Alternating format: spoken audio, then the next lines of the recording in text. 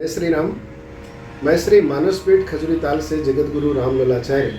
आज एक साधक का प्रश्न है कि क्या दान केवल ब्राह्मणों को ही दिया जा सकता है या कि गरीब बेसहारा लोगों को भी दिया जा सकता है। मैं आपसे आग्रह करूंगा, अवश्य दे सकते हैं दान, लेकिन अगर सकाम भाव से किसी वस्तु की प्राप्ति के लिए दान किया जाता है तो वह दान जिस विधि से शास्त्र कहता है उसी विधि से दान देना चाहिए।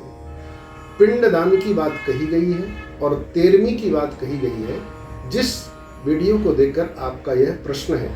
अगर पिंड दान की प्रक्रिया को लेके या कि 13वीं आदि, वर्षी आदि, 10 गात्र आदि विधि को लेकर के हम करते हैं तो ब्राह्मण को ही भोजन करवाना चाहिए और गरीबों को भी आप करवा सकते हैं। लेकिन 13वीं करने के पश्चात हमारी ये कामना होती है कि हम 13वीं जिन ब्राह्मणों को करा रहे हैं उस भोजन के द्वारा हमारे जो घर के सदस्य, हमारे परिवार के यह प्राणी का जो शरीर शांत हुआ है तो उसको स्वर्ग में या कि इस भोजन के द्वारा पुण्य की प्राप्ति होगी और शांति की प्राप्ति होगी। ब्राह्मण शब्द से मात्र ब्राह्मण जाति को कृपया आप ना ले। ब्राह्मण से तात्पर्य मेरा ये है जो उस कर्मकांड को करता है, उस धर्म शास्त्र को पढ़ने के बाद उसको अपने जीवन में आत्मसात करता है, त्रिकाल संध्या करता है या कि कर्म कांड विधि का संपादन करता है, ऐसे ब्राह्मण को भोजन करवाना चाहिए। दान तो हम गरीब को भी देते हैं, लेकिन जो दान हम गरीब को देते हैं या बेसहारा लोगों को देते हैं तो वह दान हमारा निष्काम माना जाता है।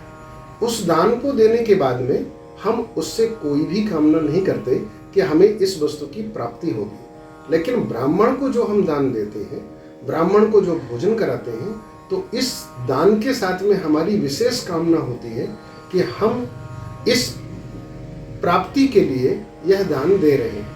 हमारा जो यह प्राणी गया है, इसका शरीर पंचभौतिक शरीर छूटा है, तो इस शरीर छूटने के बाद में उसको शांति प्राप्त होगी, उसको स्वर्ग की प्राप्ति होगी, उसके अगर पाप होंगे तो क्षय हो जाएंगे। यह मैं ब्राह्मण का भोजन उसे ब्राह्मण को समर्पित कर रहा हूँ। इस भाव से जब हम ब्राह्मण को भोजन कराते हैं तो हमारे घर में ब्राह्मण जब भोजन करता है तो उसके द्वारा किया गया सुकृत, जप, तप, होम या कि कोई भी साधना वह भोजन के करने के कारण वह उस प्राणी को या कि हमें प्राप्त हो जाती है। इसीलिए ब्राह्मण को भोजन कराने की विधि शास्त्र कहता है।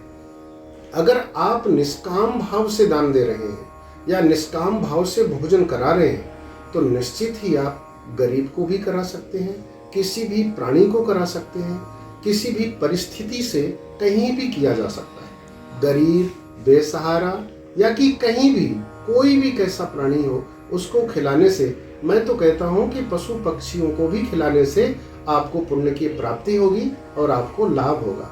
लेकिन विशेष कामना हेतु, विशेष फल की कामना से जो दान दिया जाता है तो जिसके लिए शास्त्र निर्धारण करता है उसी को खिलाना चाहिए। आपने देखा होगा पितृपक्ष आने वाले हैं तो पितृपक्ष में विशेष रूपेण से हम अन्न डालते हैं जमीन पर, किसके लिए? कौओं के लिए।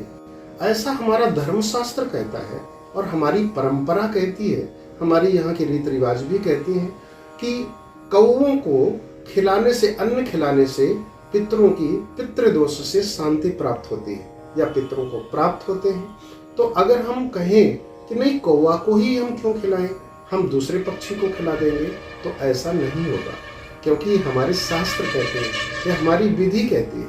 आपका खुद कहना है मैं सच्चा सनातनी हूँ, तो सच्चा सनातनी होने के कारण सनातन धर्म का जो निर्देश है, सनातन धर्म के जो सृजनहार है या सृजन करता है भगवान वेदव्यास जी महाराज ने, जिसको इसे उजागर किया है। सनातन धर्म आज का नहीं है। सनातन धर्म को विशेष मैं आपसे आग्रह करूं कि किसी राम जी ने, किसी कृष्ण जी ने या किसी अवतार ने, किसी देवता ने नहीं बनाया, यह तो साक्षात ब्रह्म के द्वारा प्रकट हुआ है। तो इसमें सनातन धर्म में राम जी आए, सनातन धर्म में कृष्ण जी आए, तो इस सनातन धर्म की परंपरा को भगवान वेद व्यास जी ने सारे समाज के सामने सरलीकरण करके उजागर किया। तो हम उस विधि को अवश्य पढ़ें जहाँ इस विधि का बखान है कि किस वस्तु को करने से हमें कौन से फल की प्राप्ति होगी। इसलिए उसी विधि को देखते हुए मैंने पिंडदान और 13वीं बरसी आदि की बात कहते हुए मैंने ब्राह्मणों को भोजन की बात कही है। इससे अन्यथा न ले, किसी को भी दान निष्काम भाव से, तो आप किसी को भी, हमारे यहाँ आपने सुना होगा चींटियों को भी शक्कर खिलाया जाता है, कीड़ों को भी दान दिया जाता है, हमारे यहाँ मछलियों को भी आटे चुगाए जाते हैं। हमारे यहाँ ऐसा कोई भी नहीं है जिसे दान देने की बात न कही हो या उसे भरण पोषण करने की बात न कही हो। कभी भी हमारा कोई भी प्रवचन, चाहे वह भागवत कथा के माध्यम से हो, चाहे राम कथा के माध्यम से हो, या कि प्रश्न के उत्तर के रूप में, या जो छोटे छोटे वीडियो पढ़ते हैं, उन वीडियो में या उन शब्दों में, उस बात में कभी भी मैं कोई जातिवादी, मजहबवादी, संप्रदायवादी बात नहीं करता हूँ। क्योंकि अगर जहाँ भी जातिवादी या संप्रदायवादी, मजहबवादी बातें होंगी, वहाँ पर वो घातक होंगी। तो मैं आपसे विशेष आग्रह करूँगा कि विधि को, रीति रिवाज को देखते हुए ही मैंने ब्राह्मण की बात कही है। ब्राह्मण से मात्र ब्राह्मण जाति मत लीजिए।